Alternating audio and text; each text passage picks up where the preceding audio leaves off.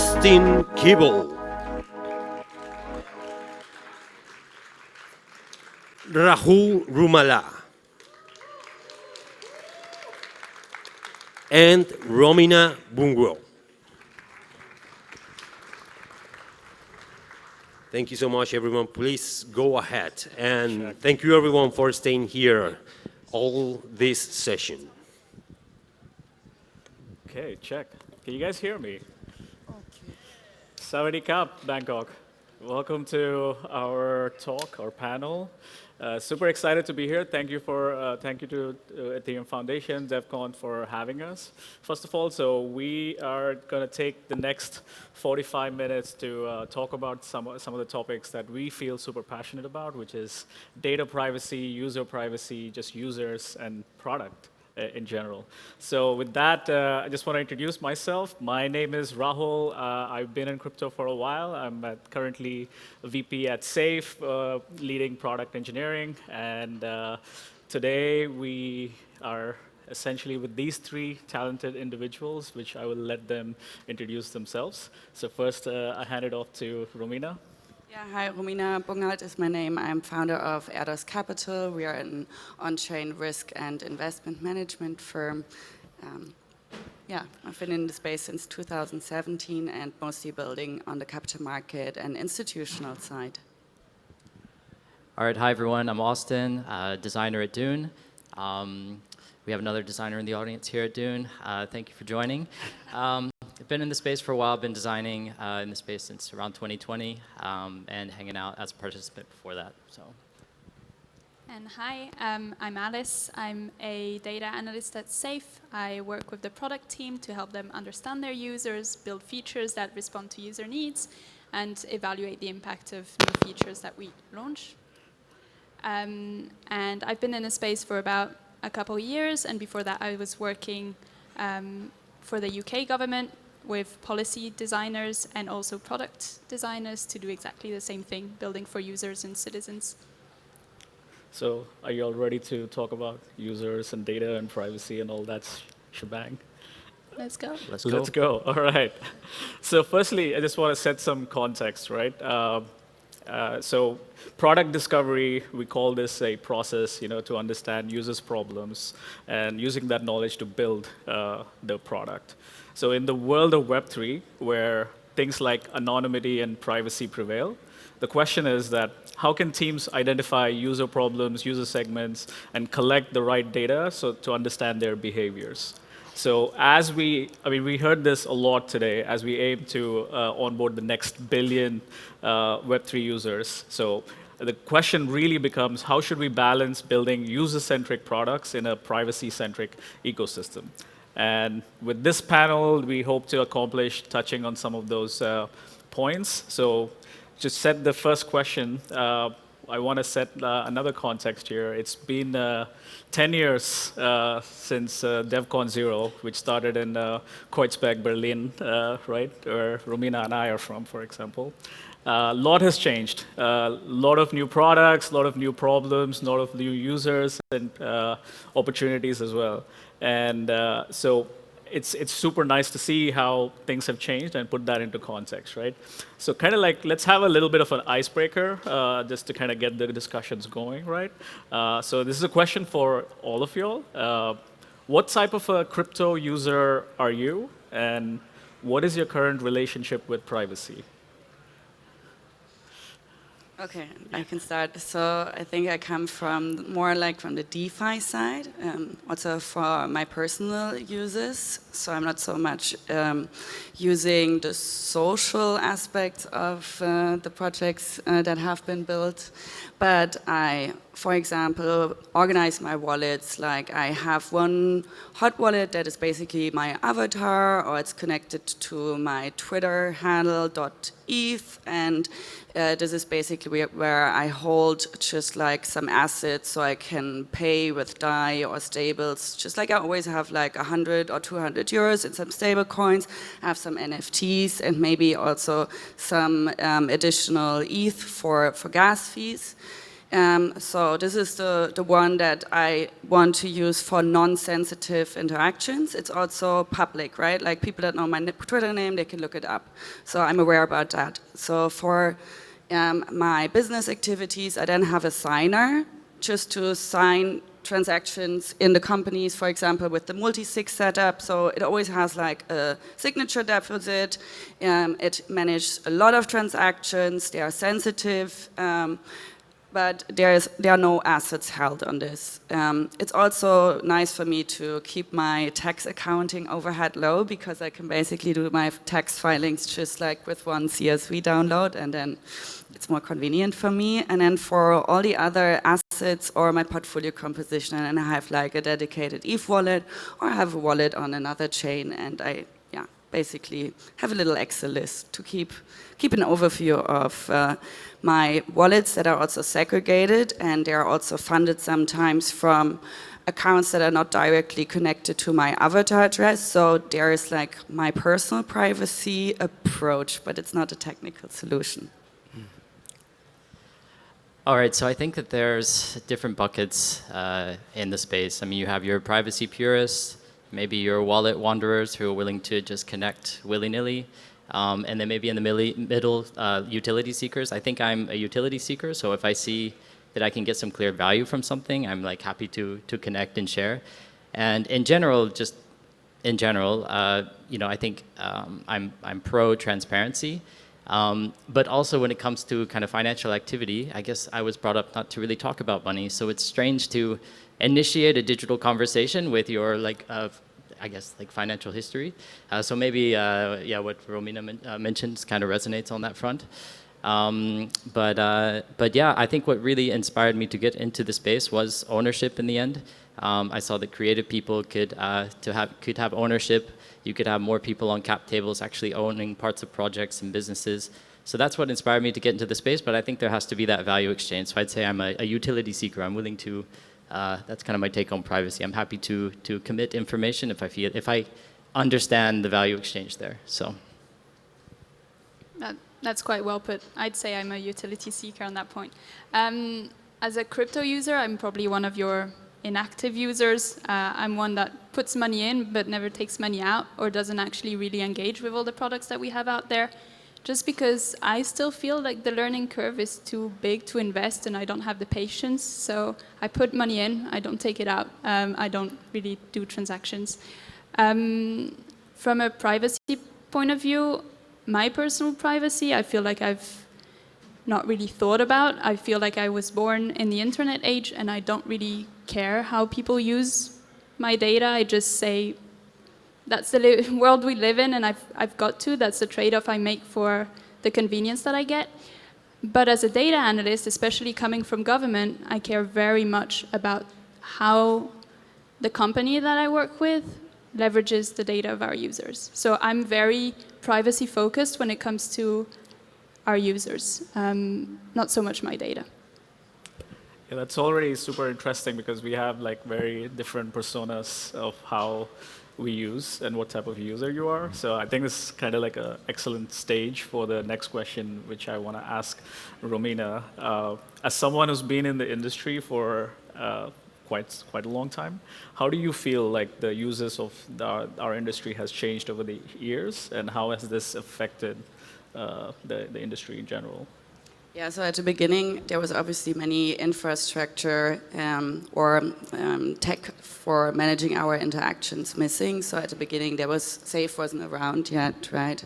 There was multi-sig solutions have just started to be built. So my first wallet was my Ether wallet,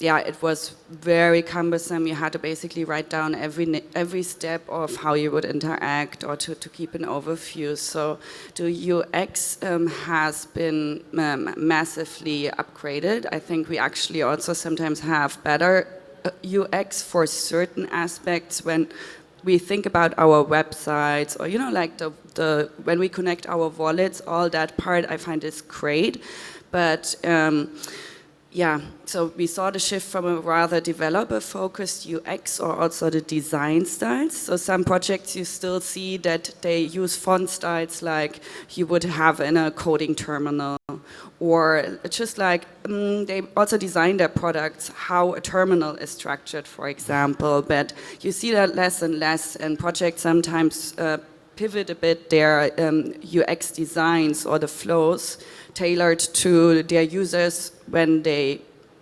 learned more about them over the course of the time. But some projects are also kind of dogmatic and stick to rather cumbersome UX. One that was keeping quite attached to their terrible 90s UX was CurveFi at the beginning. I guess many of you remember. It basically looked like Windows 95. Yeah. But then there were, for example, NFT minting experiences where you could, like with a mini computer, set like the features of the NFT or the avatar you wanted to mint. So you could basically set the metadata function, and then the metadata was then giving you, for example, a feature card of the avatar or the persona that you have been minted, and that was amazing. So there have been some great solutions pioneered. Now we just need them to be adopted in the big apps or chains that we are using. Yeah. So I think that's interesting, and also like I remember the last time I was in Devcon Prague, for example. I was building my first company, and I was talking to the users there, you know, like just asking how should we build this. And one of the feedbacks I have received is that if you're building in crypto, you should be building for crypto users first.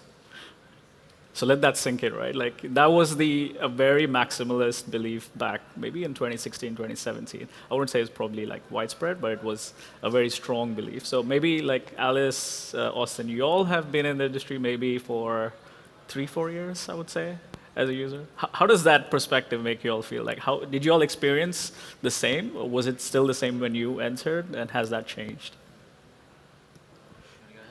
Yeah, sure. I would totally agree with this. I think if you're building for crypto and you want to gain user adoption, then you've got to build things that are built on, say, account abstraction, but without using that term. You know, if you're doing account abstraction the right way, the truth is your user won't know that it's built on account abstraction. They won't even know that it's built on Web3. They might not even know there's digital assets powering it. And we're seeing this with things like Polymarket or WorldCoin. Those are the real apps that are gaining traction and that are actually onboarding users today, but without they wouldn't call themselves crypto users or Web3 users necessarily. And it's just unblocking a lot of use cases that you don't see anywhere else. Yeah, to follow up on that, I think at the beginning, so I've been a participant in the space, I guess, for maybe 7 years, something like that, and then just designing for the past 3 or 4. So I've seen a little bit of the evolution, not like super OG, but I think at first it was this secret club. And the language that we use, I appreciate Romina talking about like even the design and the aesthetic, but the language that we use, both the visual language and the written language, was kind of exclusive. Like we wanted it to be this secret handshake club. I think that's actually fine early on. So when you heard this comment, I think that might have been fine for the time. You know, you were solving super hard problems around like decentralization and privacy and cryptography, and now a lot of that is table stakes, and it's time to grow and to like communicate not only internally but like externally. And the good news, I mean, I have a lot of critiques. Maybe we're not doing this enough, but we are seeing like real use cases. Like my in-law family in Argentina. I mean, they're all over like stable coins, and it's very common practice. I just had a friend from Argentina like put a down payment on a house using crypto, and they're like like exchange locations, because you need to put all the money up front because you don't have like sophisticated financing options a lot of times. So it's I think that we are like solving at first it was very abstract, but now I think we're solving very core like human problems. So stability, for example, like why do people want stable coins? Well, like Argentina experienced over 200% inflation. You can't plan for the future. You can't save. You can't, make plans for your family. And so, and it's not about making money. It's just like keeping money, right? And so I think that's why some of the stuff we're making is really taking off. And it's a testament to some of these secret handshakes early on, like some of this like secret club stuff, like solving really difficult problems. And now I think we can have more nuanced takes on privacy, for example, with zero knowledge proofs. And, but I think it is time to develop like a more, I guess like just to talk to more people. And that is one thing that I haven't been doing for that long, so I can't take credit for the design, but I feel like they're trying to speak to more people. And there's some other really great projects out there too. Yeah, if I can connect to what you just said, you mentioned the users in countries like Argentina, for example, and stablecoin interactions. So here, when we think about, should you cater this dogmatism about, should you cater to crypto native users first, and then, there you have like these certain UX designs that are maybe a bit crypto anarchist inspired, and it's actually intentional, right? And those approaches like cater to crypto natives maybe first was true for projects like Safe, right? For example, Safe has grown and has adopted. By now we have like swap solutions natively integrated. The user doesn't even have to know that he has to look it up on the web, on Google, for example, if he wants to trade on CowSwap. He will get it selected or in an interface nicely presented in Safe. But there are also use cases like when we want to cater to these people in emerging markets where some solutions didn't work, and now Celo, for example, has great traction with catering crypto users, and these are basically telephone or mobile phone users that get a crypto wallet spun up connected to their telephone that they have or their mobile device. And they're not even aware that they're using the blockchain. So there's this partnership, MiniPay, together with Opera, and I think these are great designs. So it's a very different approach than catering to crypto native users first and then learn and adopt. So depending on what your use case is, your approach could look very different. So knowing your user well, or like where your solution has the high impact, I think should, give you the orientation on which approach you follow. I thought the quote said the opposite. I thought you said, if you want to build for crypto, you should not build for crypto users, which is what I believe is what we should do. That's true. So I think it's about knowing your users, but it's also about knowing your potential users, right? Because if we just rehash what do we know about our Web3 users today and what are they doing and how are they interacting on chain, we're missing all the other aspect, and then, not even thinking about what are the users that are not currently on chain doing and what is the purpose for bringing them on chain. So that's an interesting segue, right? Like knowing the users and knowing what the users want. Like if I can throw in this very age-old adage apparently by Henry Ford, if I asked my customers what they want, they would have asked for faster horses. Right, so I think we're in this industry where the user is a wallet. Wallet is almost an identity, and that identity does not have like something like an email or a persona, for example. So I think when building for this user, how can we as builders effectively collect data, or what patterns we can observe to actually solve problems? Like what are the actual problems rather than shipping out features left and right? And I think I would start with Austin here, kind of like, because you spend a lot of time of your day talking to users and building for users. So how do you go about it then? Yeah, just to start, I think the Ford Foundation can't confirm this quote. But I think they said something like, that's something like he would have said, so we can all make a tacit agreement that he said it. And I think in this case, the key is to try to find the subtext. When someone tells you they're having a problem or they want a product or a feature request. In this case, it would be like they want to go faster, right? People are experts in their problems and the challenges they face, but not necessarily in how to solve them. And so Yeah, I think that it's uncovering the fundamental human need, and there aren't actually that many. You know, as I mentioned earlier, I think sometimes people want stability, they want their time back, they want money, they want rewards of the tribe, so, you know, social affirmation from the people around them. They might enjoy the reward of the hunt, you know, like, for example, I know like the analysts on Dune, or I think enjoy the hunt. I think they want to find that insight. And there's also an element of self-mastery, you know, like, let's see what I can create.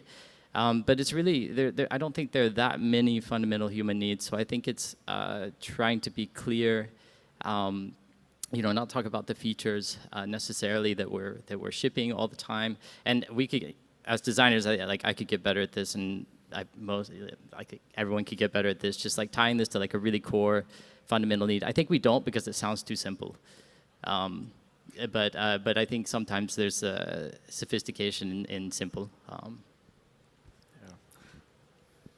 There's a bunch of different things you could do. So one thing with the data is always to marry quantitative with qualitative. So I do a lot of the quant stuff. I've done qual stuff in the past, but we've got some lovely people at SAFE who do it very well.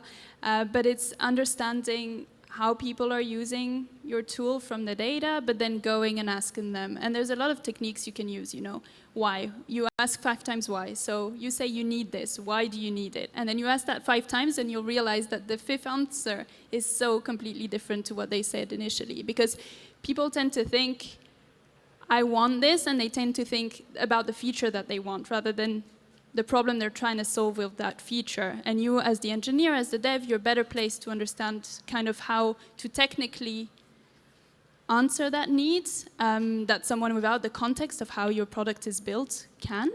But I face the same thing with data, you know. I'm surrounded by people who say, I want this metric. And if you ask them, why do you want this metric? It's to measure an outcome. And I realize that the metric they actually want doesn't quite match the outcome. It's about, well, if you want to measure that outcome, I suggest we track this or that metric. And it's always coming back to, as an expert, it's about being able to realize you're the expert in the room and trying to understand from your users what they really need. And I have to say, like, in Web3, we're still such a small space that we can go out to users. Users want our products to grow. They've adopted our products, and they want to keep them, you know, evolving. And we should leverage that relationship that we have. That in Web2, it's really hard to do. You know, here people want to help you out. You know, and they want to have a better experience using your product going forward. So let's leverage that as well. Yeah, please. Yeah, and to that point, I mean, I completely agree. I think a lot of times in the research space, there's this battle between the qualitative feedback people and the quantitative feedback people. Either they're wired that way, or that's where their skill set is. But I think that they tell different parts of the story. So, you know, you have, I think the quantitative is really good at telling you what's happening, and you know, observing actual behavior, because a lot of times people don't tell you, or they're not even aware of their actual behavior. But then you can follow that up with, you know, conversations or observing the space. And this doesn't always have to be like formal, long-form interviews. I think we do a pretty good job right now, just by, you know, I'm trying to do this more, engage on Twitter or in Telegram groups, and get, it's not just one conversation, it's kind of a relationship, and you can get that kind of like ambient signal, and then see, is there any discrepancy between that and like the actual behavior or the data, and maybe there's like something interesting there, like something that's worth exploring. So yeah. Yeah, I think what you described, how you approach like pulling data and getting like an overview of different crypto interactions is what we can already track about them on chain, but there are also some parts of the user flow or flow of funds that we might not see yet. So from when we look at the capital markets industry, it's very common that for very big trades, when we think about ETFs or large funds, when a rebalancing happens or someone basically dissolves a position, those trades are not made like in the public market, but because they have the potential to move the market. So they are then fractionalized and traded away in, for example, dark pools where there's like like an OTC, so an off-chain matching, about like where the buy and the sell side agree on a price, and then it gets basically cleared and traded and settled and so on. So those type of more institutional use cases, and they are still done in the centralized exchange context, because here we have rather a logic like we know them from stock markets and bond markets and so on.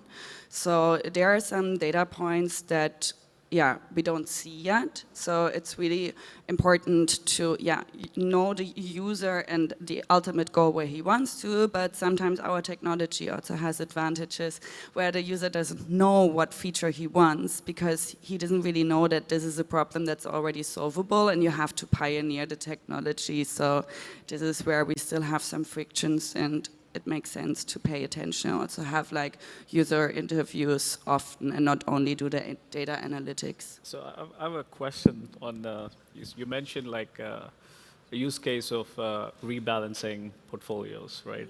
So if I remember correctly, this is like, there are programmable solutions out there that will automate rebalancing of portfolios, right?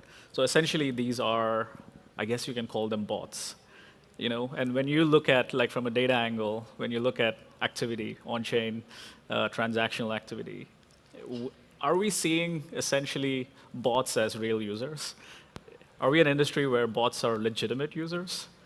It depends. My answer is always, it depends. It depends on what you're trying to measure, right? So I read a stat the other day, I think ChatGPT gave me that stat, but 50% of internet activity is bots. So I think it's no lower in crypto, it's probably higher. If they're airdrop farmers and you're trying to measure real adoption of your chain and they're just farming for your chain's airdrop, then you probably don't want to see them as real users.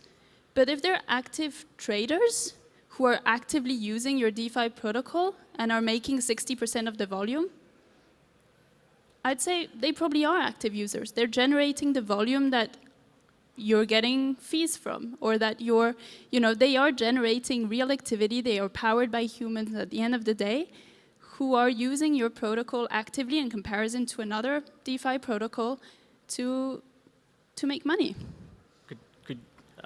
You want to add something? Yeah, maybe connecting to what you said with the bots, and that they are probably also a higher amount in our industry. And when we think about airdrop farming, or also hamster, like maybe some of you saw the presentation earlier, Ton, I mean, the technical approach to it is really powerful, I think, and abstracting gas fees or have payment master accounts has a great potential for more the average users. But in the trading space, for example, here we have also like some very granular differences when we, for example, look at the amount of accounts, right?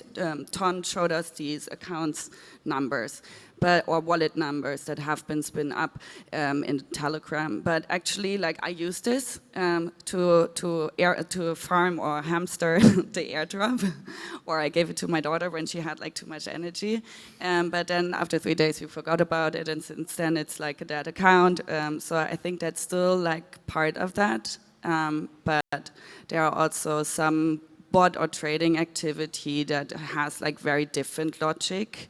And where it's powerful, for example, like from the trading side, and I think the financial side is still like one of the most relevant when we think about a blockchain, like the impact that blockchain can have for the users that don't have access yet. So here I can also talk more and more, but I don't want to take up more space.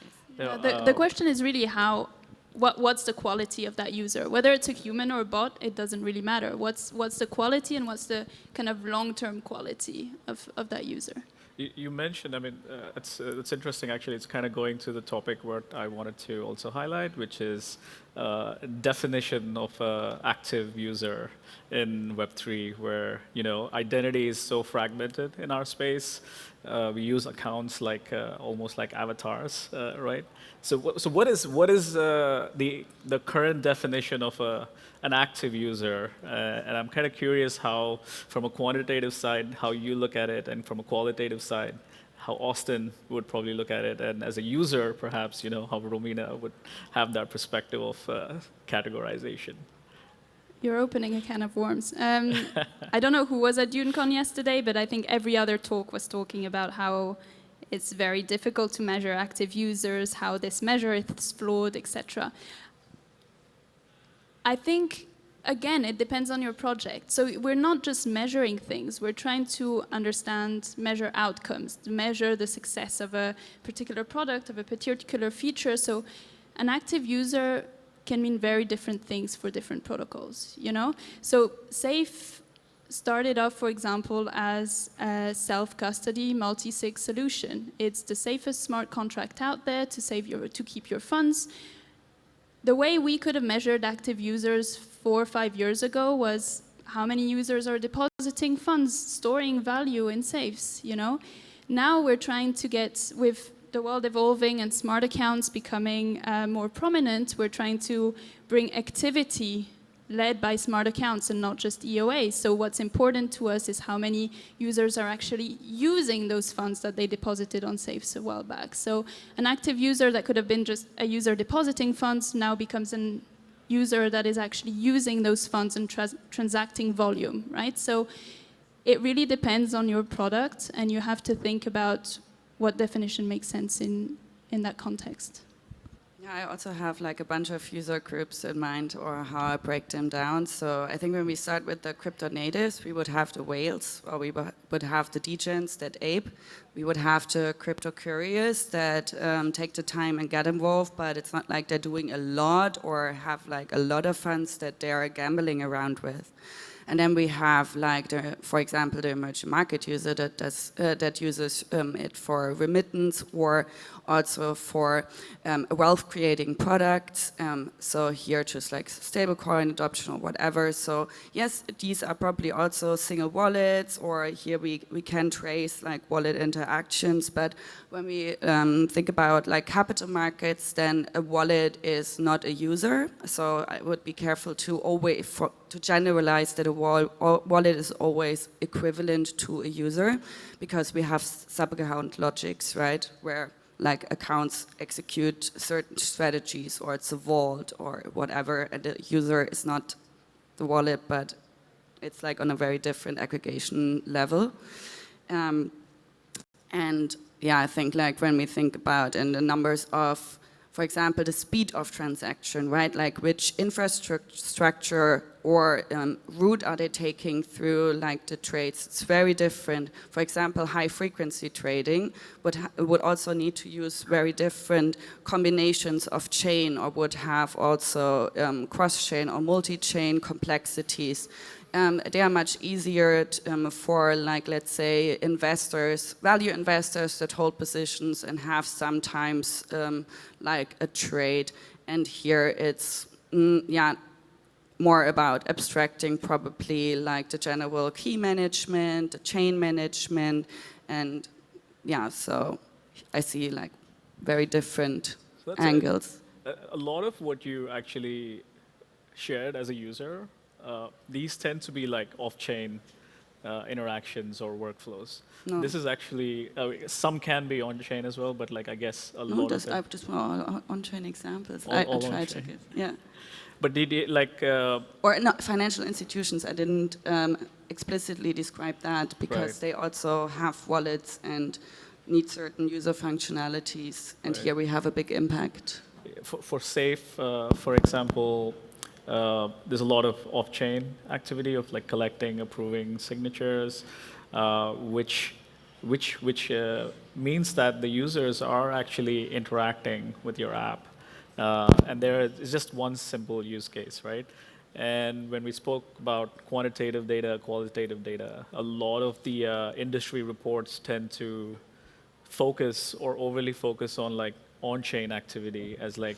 But these are workflows, yeah, in organizations where like wallets are already used. So I think like so SAFE is one approach, right? Just like a multi-sig approach, and there it already has like the permission management, but then there's also other wallets or yeah, basically signature tools like Fireblocks, right? We have like MPC and privacy technology here, also security technology that helps to abstract key management, but also allows for like building an interface, and then you have like different permissions for depending on which user or what they can see, you know, that they don't see all the data or not, or you can have randomizers over certain wallets so that like if an exchange in the category of a financial institution, for example, that people that send funds to a wallet that is owned by a centralized exchange, they wouldn't be able to trace like all the other wallets of a centralized exchange, right? Yeah. So.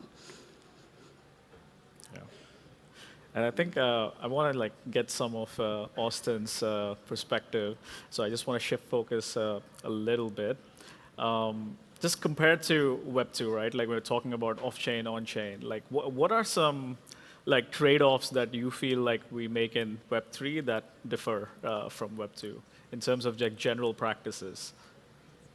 Oh man, I had a really good answer to the last question. You'll have to come to my next panel.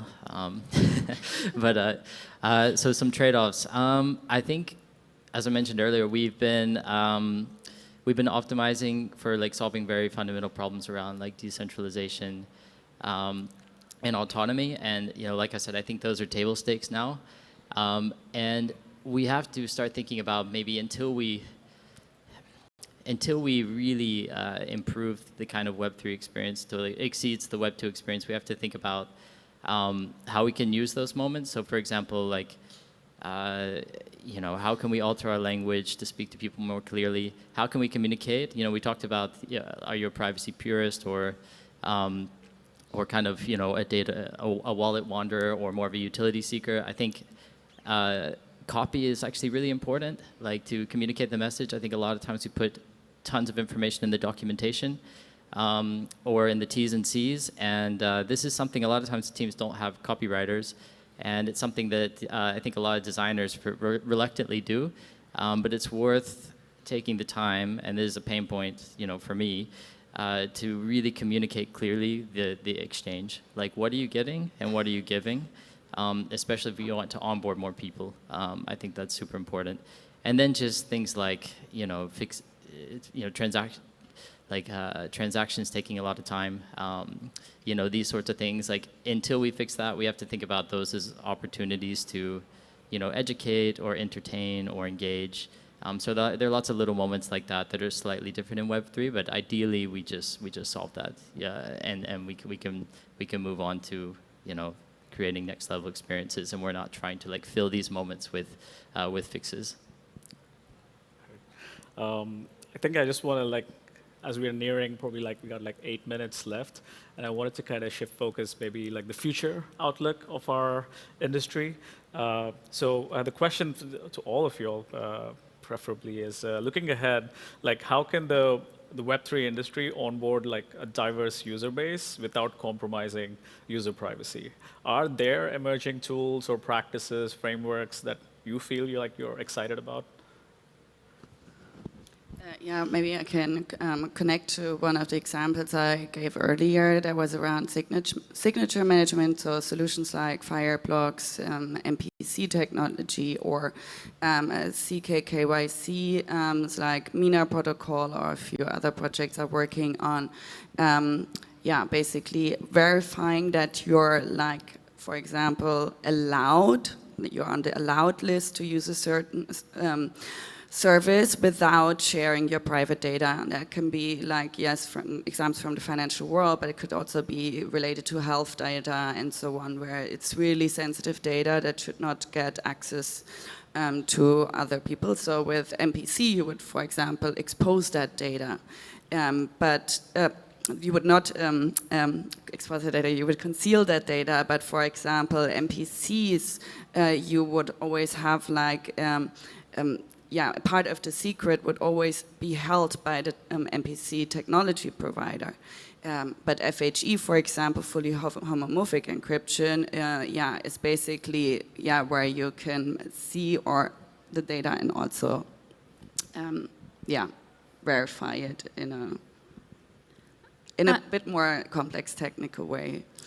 I'd probably challenge this a little bit. I don't think the way to get towards privacy is to give a third party access. That's why you have to choose different types of privacy technologies depending on the use case. That's what I was trying to highlight here. That makes sense. And I think like there's this part of what type of data is interacted and what is the right approach to secure privacy.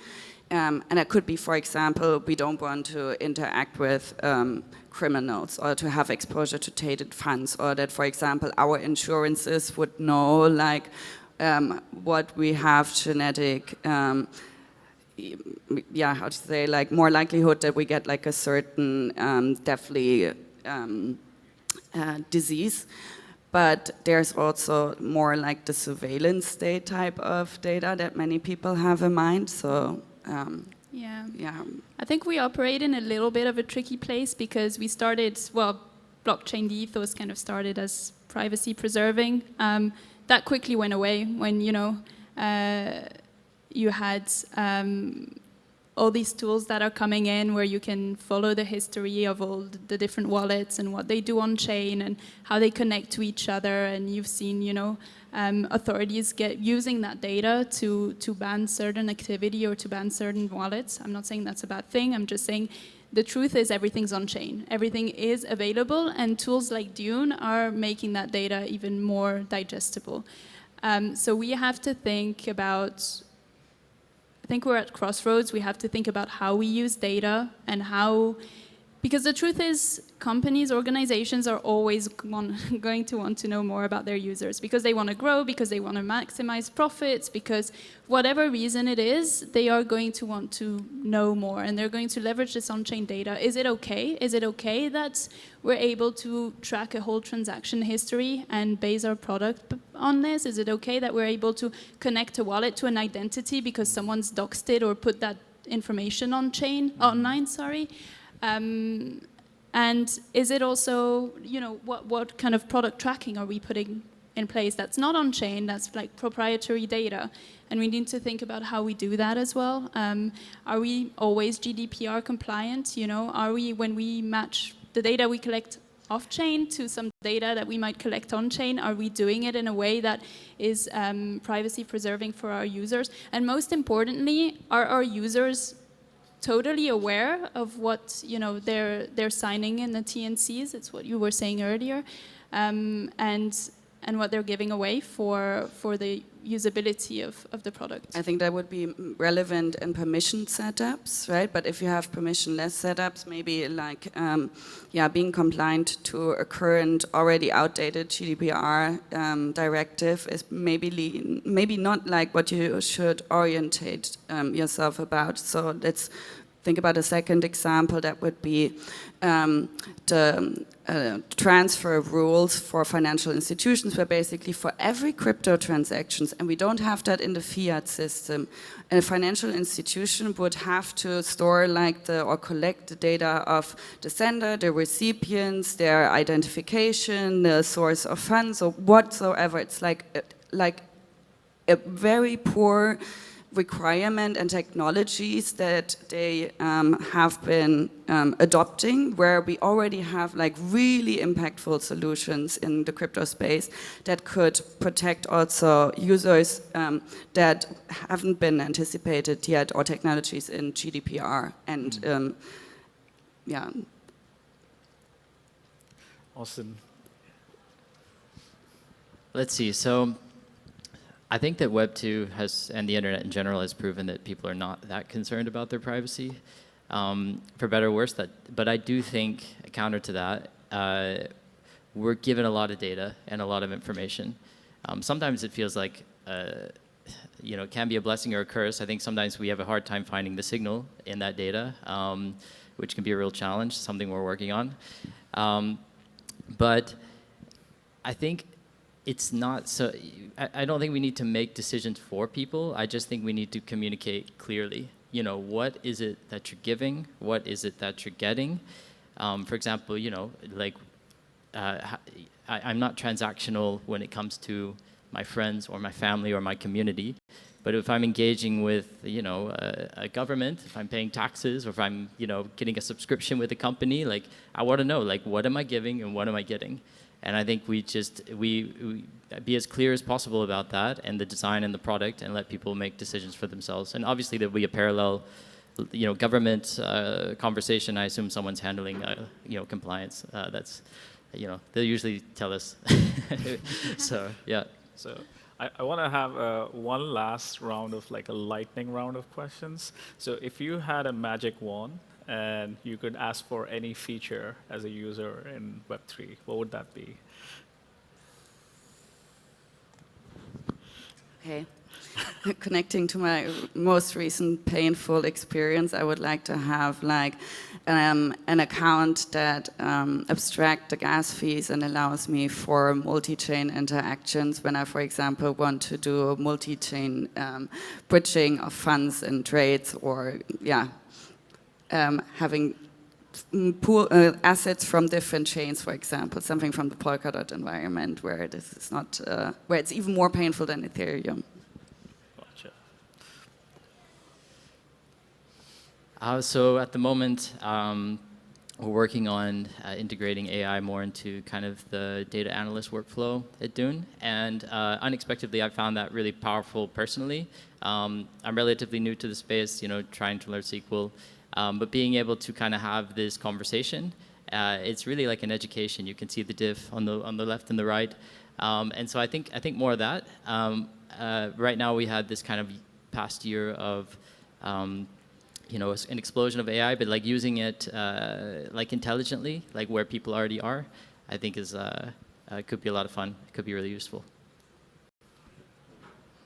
Probably wishful thinking, but I'd like one place where I can interact with all crypto, Web3 stuff. Like all my balances in one place, being able to use all my funds, and one place that I trust, and I can self-custody my funds in a secure way.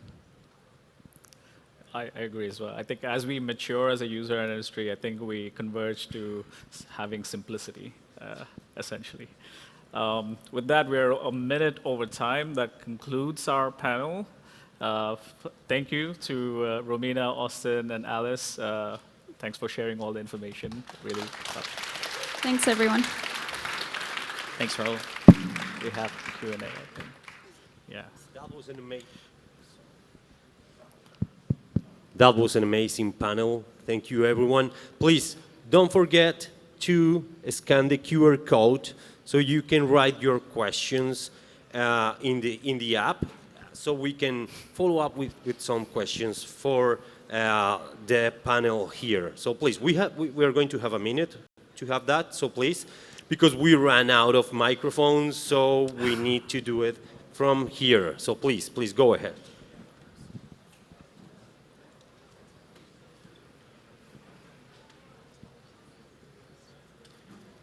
We have plenty of time for questions, so please go ahead with the QR code.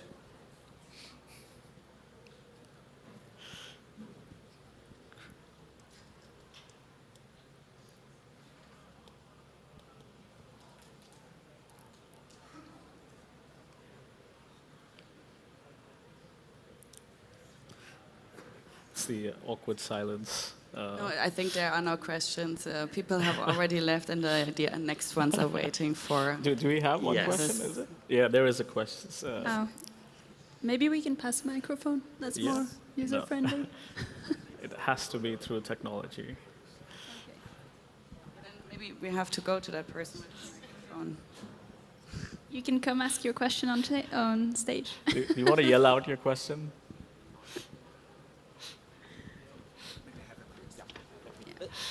Nice. Thanks, Romina. Okay, thank you. So I want to ask about that. You state that sometimes when we talk to user, we should define the thing that user does not know what he really wants for. So how to track the thing that the user does not really know about. when you develop a product. And I have another question. Is that true that the first step when you develop your product is to ask your customer, or we need to find some prior step for maybe, for example, to analyzing the market or something like that? So that's one of my two questions. I think the first question summary, correct me if I'm wrong, is more about like how do we know what the user actually says what they want versus what they actually need, right? How do we get to the need versus rather than what they are asking for, essentially? If I'm correct, if it, yeah. Yeah, the unhelpful answer is it depends, but I think if you have to pick like a particular playbook, you know, start with a hypothesis or a particular question that you want to answer.